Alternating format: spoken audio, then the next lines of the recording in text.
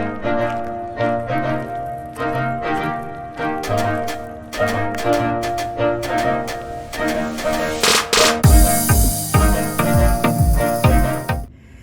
what's up, witches? It's Bethany coming back with another video. So I am going to cover doing some room sprays today and also repotting some plants. I'm going to include some of those videos that I didn't get to put in last week's video. So I hope you enjoy. And if you're new here, which everyone is because this is our third video, I'm a co-owner of the Witchy Lady Shop. We have an Etsy. We show up to farmers markets. I make soap, candles, bath and body products. We also propagate plants, which my co-owner Vivi does, and she also makes these really cute word bracelets that are really hot right now. We do a bunch of other stuff too. We just kind of figure out what people like. If we enjoy making it, we make more. That's what happens here. So we do a lot of soap making here, a lot of candle making, a lot of plant propagation, plant shopping, those sorts of things. So yeah. So here's the project today. We got some spritzer bottles, more spritzer tops, and these jars because I am going to make some room spray. Hey, in the Witchy Lady lair, I guess is what we could call this now. Oh, we have ourselves together. Jolene's back there checking in on everything. Everything is organized except for our little area over there. We have some dirty soap dishes and our heat seal area. So I got a question. I'm gonna have to fix this. So I got a request from one of our customers. She is a therapist here in town and she loves using our body butters in her sessions, which I think is amazing. So she requested that we do a room spray in our Twilight Rose body butter fragrance, which we can totally do. I checked all the details to make sure that we could do this. And I'm gonna be cleaning out our bottles and preparing them for the room fragrance spray. Also, I have my planner right here and I'm just like, what have I done so far today? Oh yes, let's check this off. Does anyone else love doing that? I'm sure I'm not the only one here that does that, but it's just like, oh, I already did that. Yes, it feels so good. And I have like a to-do list a mile long, so it always feels so good to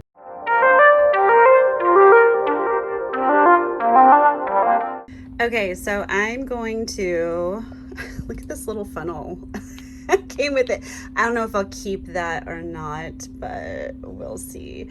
But I love this thing. I want to measure out my liquids that I need for this and get a set measurement so that I can predict how many bottles I can have of one fragrance and how much ingredients of each of the ingredients goes into it. So first ingredient, distilled water. But because this little funnel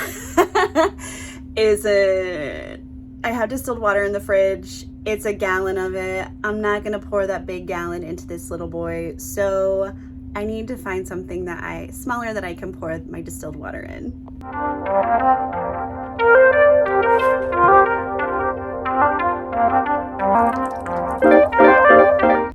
Okay, so it's very strenuous to try to record as I'm pouring. Yeah, and you missed the many cuss words because there was suction on those learning curves, right?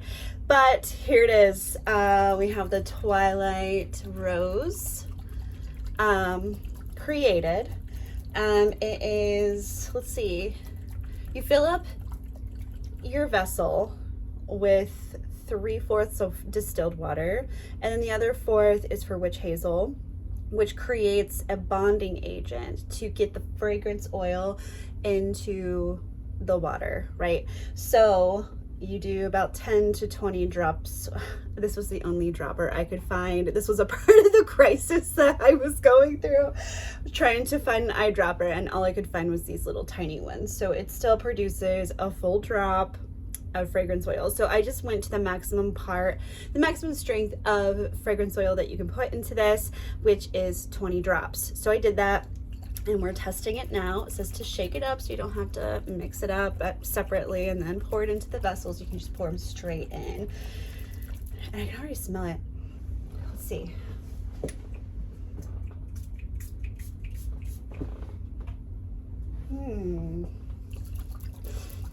I think the fragrance is still having an effect. Let's see.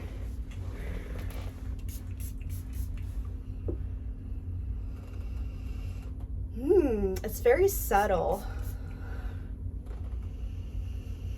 but I like it. You can smell a little bit of the witch hazel, which isn't that bad of a situation. Witch hazel is pretty muted, but you can definitely smell more sweet than anything. So I'm going to keep working with this, make maybe 3 more of these. I may even incorporate some different fragrances. I think lavender would be a really good bet for a room spray too.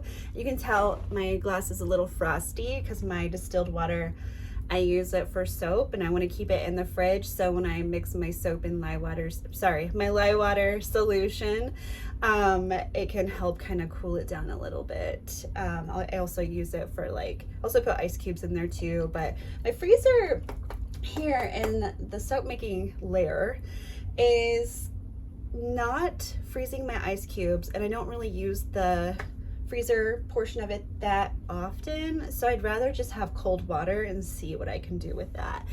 So without further ado, let's get cracking.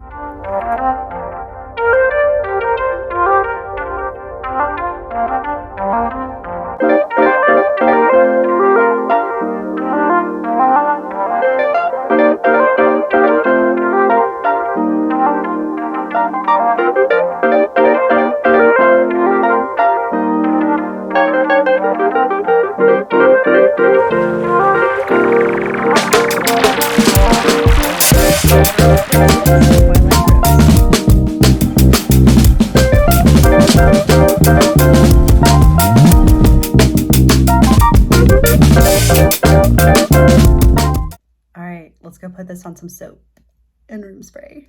I'm so excited. Hey, so I am just separating all of my labels here because I'm going to be labeling some soap.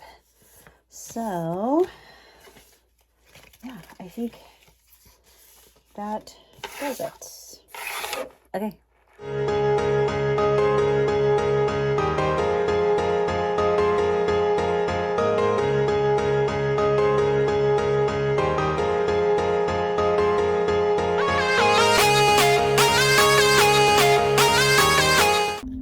Just have a look. Oh, it shows it backwards. Oh well. But have a look at our new soap labels. I feel like we should go with iridescent because with the clear labels, I usually do a clear label on this. You can't really pick up the black parts in the label. So when this prints out, it's on a thermal printer and it only does black. And then you also have the ingredients back here too. I love this soap. It's so pretty and it's very eye-catching too. So next is the room sprays. And even though some of these printed a little bit more to the side, I am a huge fan of done is better than perfect. So that's like the fragrance and the soap will smell good. It should be able to present itself well, just as it is. You know what I mean? Anyway, let's get to labeling room sprays.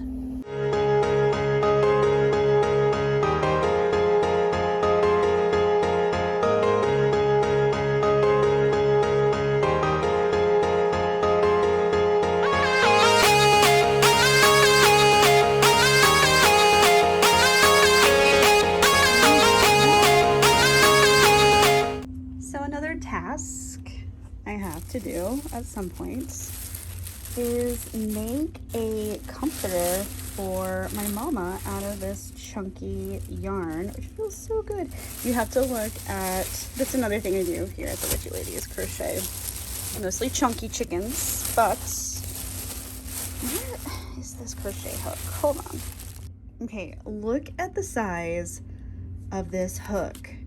What for this yarn? What in the world, Limbs? What in the world? But you look really good next to that.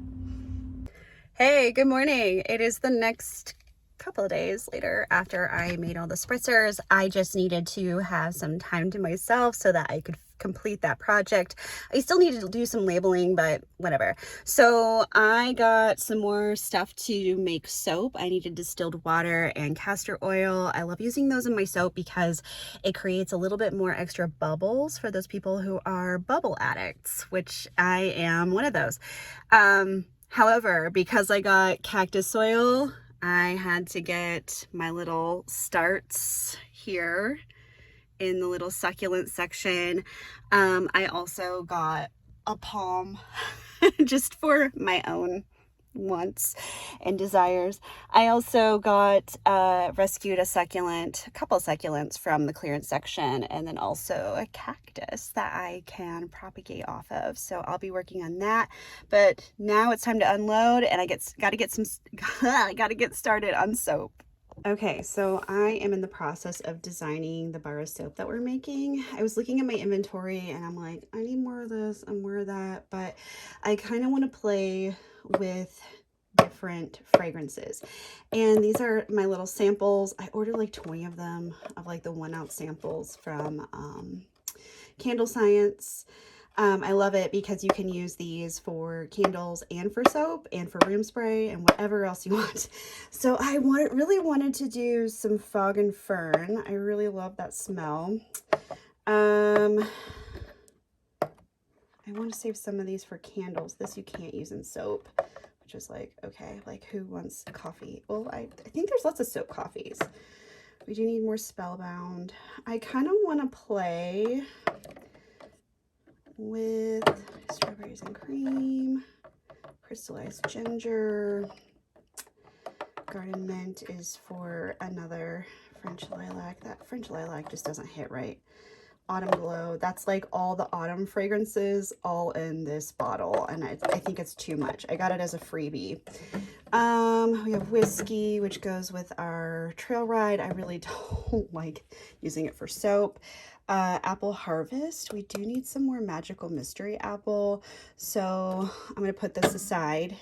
We also need more rose quartz, so I'm going to put that aside. And then we need some more Aurora soap, which that I feel like sold out really quickly, which is a mixture of eucalyptus and lavender. So I'm in quite the predicament because I want to make lavender soap. I want to make more Aurora soap. I want to make rose quartz. I want to make more magical mystery orchard.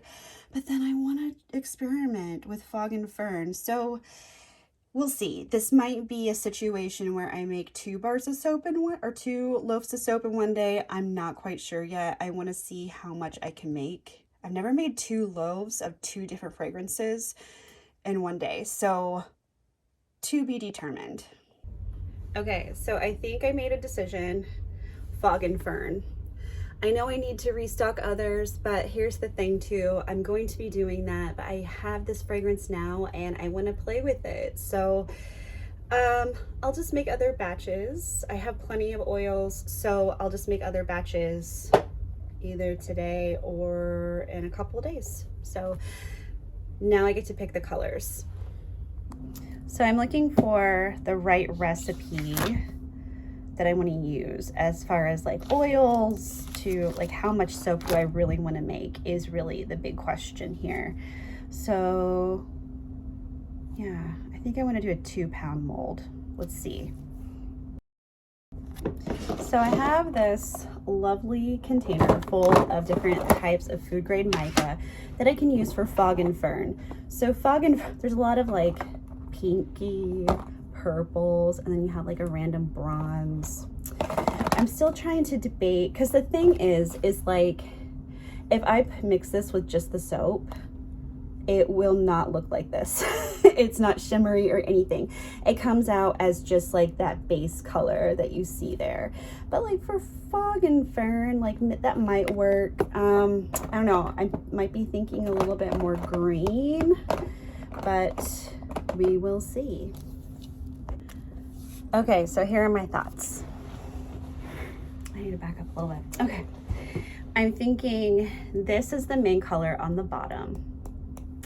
And I can spritz this on top, kind of like how Onyx is, how that it has that like gold topping to it. Now, another soap that we have, it's called Skyclad. It's unscented, but this is what it looks like when you mix it in with the soap. So you can see it's more like, it's not this like pretty translucent sparkle.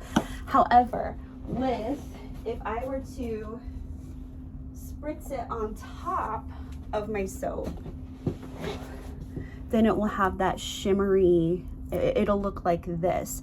So I think that will be a really cool, like earthy forest vibe is kind of what I get from Fog and Fern. So we'll see how it goes. I'm gonna set these aside and measure my oils.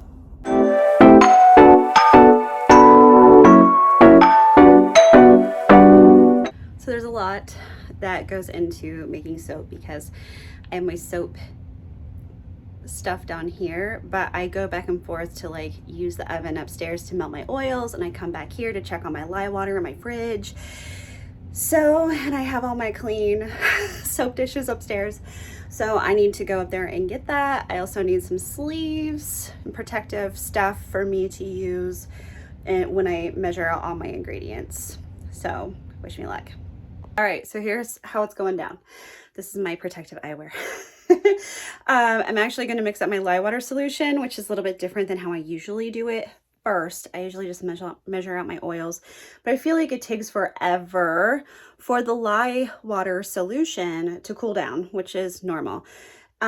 So I'm just gonna do that, and then I'm gonna measure my oils, melt them down, put this bad boy in the fridge, and go from there. Wish me luck. Okay, so I just finished with the lye water solution. It is in the fridge. And now it is time to measure out our oils. So I'm going to put you on a time lapse for that.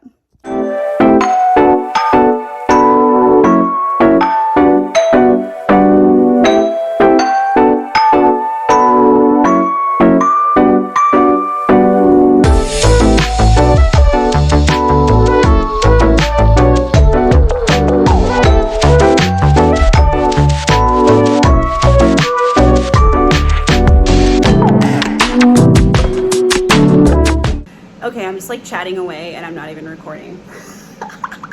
Let me tell you again.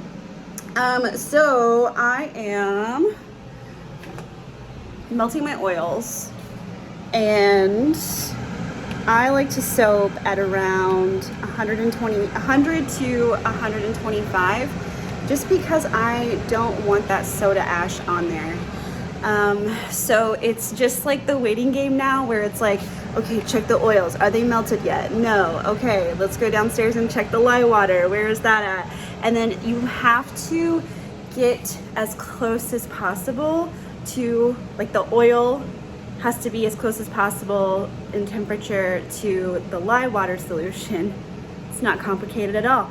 And then it's like, you just kind of tweak as you need to. Usually, sometimes I've had it happen before where my lye water was actually warmer. I mean, that's normal, but like, it's like too cold, like the oils are too hot, so then I have to put my oils in the fridge, and maybe the lye water is too warm, so I have to put that in the fridge. But now I'm just kind of like finessing it to where it's like, okay, lye water is automatically going to go into the fridge, because I feel like it just takes a longer time for it to cool, because it starts out like as soon as it hits the water, the lye does, it heats up to about 200 degrees Fahrenheit. So I would rather that start cooling down faster than my oils, because I have a little bit more control over my oils. Now, I could theoretically just save a bunch of, why do I have this fan on? Hold on. I could just save a bunch of time by making a 50-50 lye water solution and just like keeping it in the fridge and then warming up as I need it. But I'm not at that level yet, and it kind of makes me nervous to have like lye water in places, even if it's safe, but still, I mean, every step of being a soap maker is a process, and it took me a while to even get comfortable with just like creating my own lye water. So just the whole process stresses me out anyway, but because the little beads and they get everywhere, and then it's like, oh God, like they don't always get everywhere. So if you're a new soap maker, don't let that stress you out. It's actually a lot easier than what you would expect. So my 2 cents would be to work with an experienced soap maker. I had my stepmom help me because she's made tons of batches for home purposes, stuff for my dad. He has very sensitive skin, so it worked out for him in that way. But it's just easier to make your own soap at home. It's safer, there's less ingredients in it, mostly oils. It's all fat and oils, right? And then you mix it with the lye water, which helps it turn into soap. Like, you can't make soap without using lye unless you use the like melt and pour method, which is more of like a decorative sort of look anyway. So yeah, here are my oils. Let's see where they are right now. Got my little helpful thermal gun here. Okay, we're about like 112, 117. Yeah, I'm gonna mix this up a little bit. So I keep getting these inconsistent temperature readings. It's like 127, 135, blah, blah, blah. But I think it's just hitting these little chunky bits. So I am gonna keep stirring, but I've had it happen before where my lye solution was already ready before this was completely melted down. So I just wanna get them as close as possible. And let's go downstairs and kind of check on that.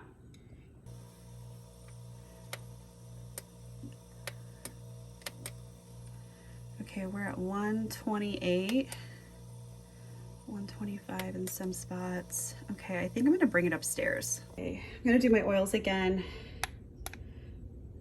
Let's see, it says 135. I like to 137. And we're gonna come over here. Excuse my ugly towels.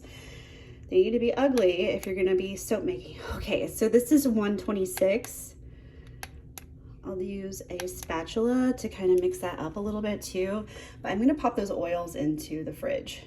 Okay, so now we play the waiting game. I'll set an alarm on my watch for about 5 minutes. So as I'm waiting, I figured I would just kind of go over some basic stuff in case you're thinking about making soap for yourself. Oh, whoa, oh, hello. Okay, first of all, I don't have any of my oils up here. But first of all is oils. You need either an olive oil. I love using an olive oil. I might be switching over to sunflower oil because of the cost of olive oil now is going up. So I might be formulating a different recipe to accommodate that. And then you want some kind of butter or like a coconut oil, or like, I don't encourage palm oil because I love the rainforest. I don't care where you're getting your palm oil, like that is not going to be ethically sourced. I don't care what they say. So I keep palm oil out of the question. What I would recommend would be a really easy oil situation. I'm like, what's going on with my hair? Would be like olive oil, coconut oil, and maybe a castor oil. Like, those are really 3 simple ingredients that can get you, like 3 simple oils that can get you started into soap. Next up is the lye. Now you can get that, like, you want a food grade lye, and don't think so hard about it, because the thing is that lye is also made for pretzels, and like when you make pretzel making. So it is caustic, but don't feel like, and it's like not activated in the soap or in the pretzels when you get them, or when you eat them. So this is what I'm looking for. Oh my goodness, I'm trying to like, my arms are so sore from carrying my dog yesterday. Okay, I'm gonna put you in my cabinet. So lye, it comes in a little beaded form. You can order it on Amazon. You can get it from Essentials Depot. You want the little bead ones, but you know, it's all caustic. So when you get it, you want to make sure it's food grade too. When you get it, don't put your bare hands on it. It will burn you if you do get a lye burn. Make sure that you pop on some cold water, run your body part under it until the burning stops. If you get it in your eye, go to the emergency room. I just wanted to disclose that. You're gonna need a soap mold. Like, this is a nice little starter soap mold from Nurture Soap. I have 2 of these. I have a bigger one, but I feel like whenever I'm trying out a new soap fragrance, I like to make smaller batches just to see, in case people don't really like it, and maybe it won't sell at all. So you have that. You need distilled water as well to help mix with your lye solution, because you make the lye solution from the lye and the distilled water. And finding ingredients that can help you with this process, so you're following a recipe the entire time, is very important. So I could have shown you a video on how to mix the lye into the water. However, it's like, I want to like completely focus on that when it comes time for that. So that's why I didn't make the video of that. What else do I have here? You have a fragrance, and you're going to want to measure out how much oil you're going to be using in your soap recipe. And it's important because that's going to tell you how much fragrance oil you can use. And make sure your fragrance oil, don't use essential oils off the bat. I feel like more people have reactions from essential oils than they do from like your run-of-the-mill candle science type place. And they will let you know if you go online and you are looking to, if you're looking up, you can search Google like soap fragrances or cold processed soap fragrances. That's safe. Sorry, fragrances that are used in cold processed soap.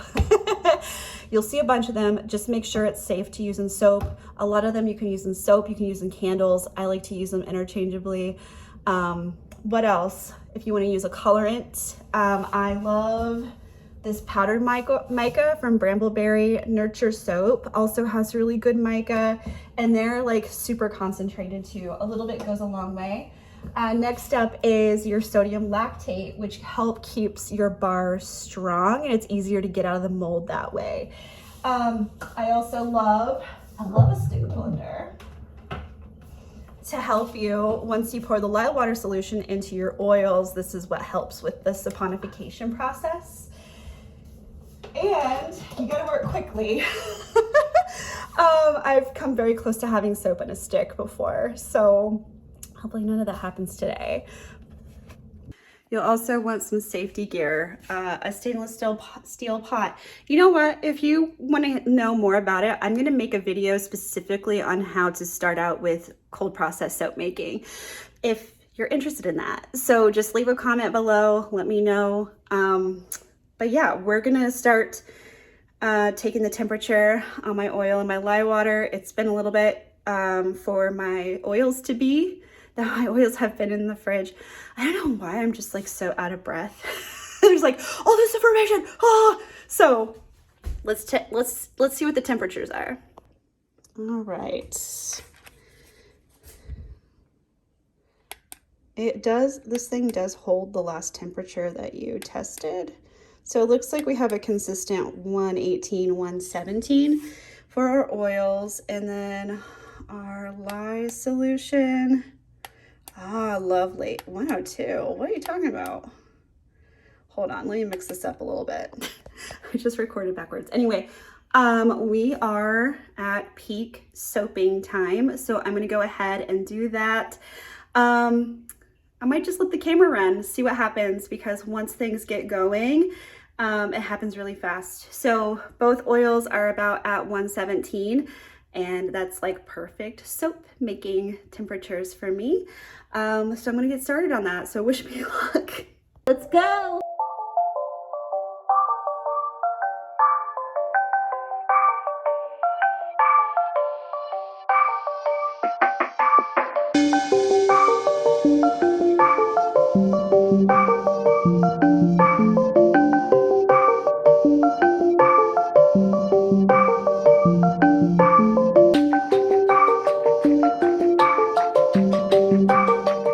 Okay, so we are almost to trace here, which is when it's super thick and it's about to become soap. Now, usually what happens is there's a lot of fragrances that increase the time, that increase the trace to make it thicker. Also colorants can do it too, but this is acting really well. So I'm gonna dump this. Sorry, my husband isn't here to help hold things, but I'm pouring at a much thinner trace than I usually do. So we're doing a little bit of experimentation, and the color looks amazing. And here's the thing though, your color is gonna look completely different between when you put it in the raw soap and when it's done curing, because soap needs to, this will sit in the oven overnight, and it's going to go through a gel phase, and it hardens the soap, and therefore usually the following day or 2 days after you can take it out of the mold. You're not baking the soap, you're just helping it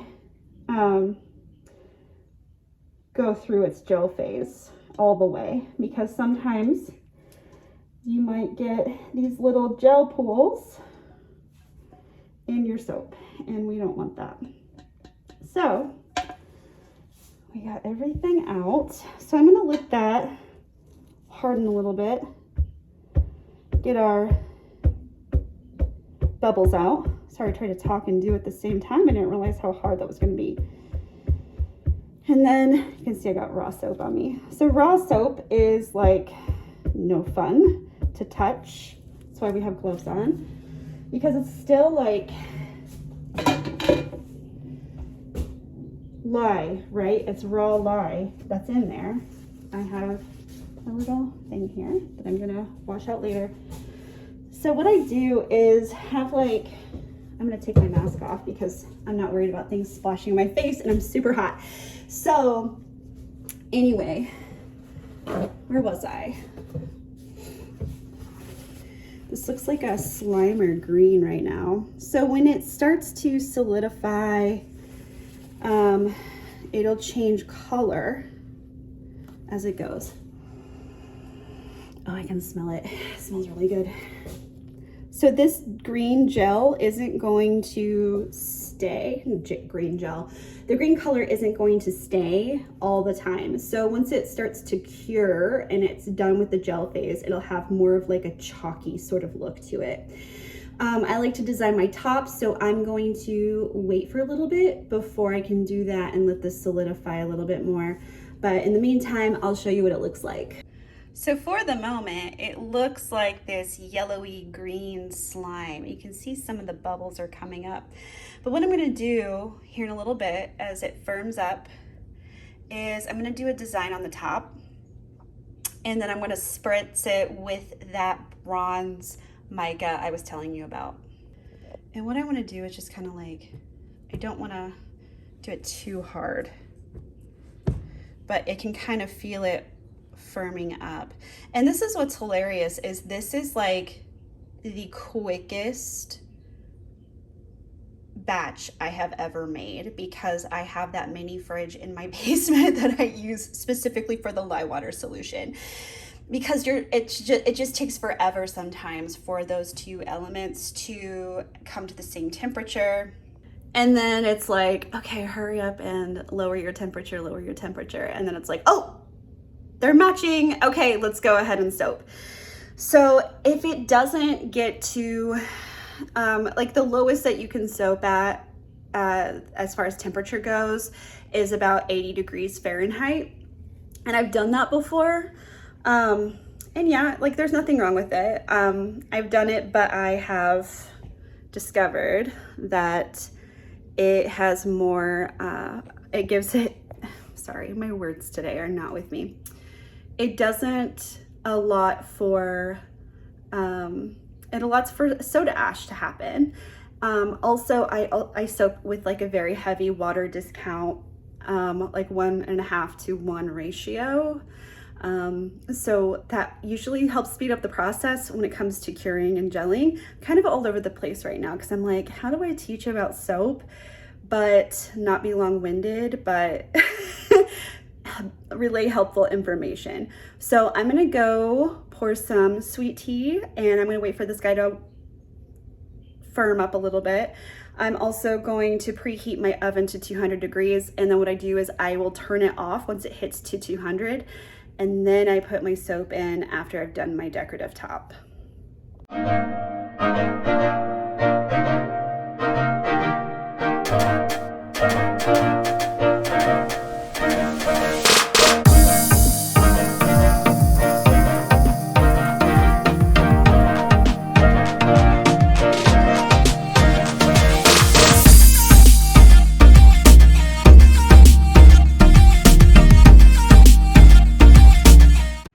All right, there you have it. Beautiful soap. We will cut it in the next video, and we'll get to repotting plants also in the next video because we didn't get around to it and it's already like super long. So I hope you enjoyed. Be sure to like, comment, share, subscribe, tell your friends, and hit your notifications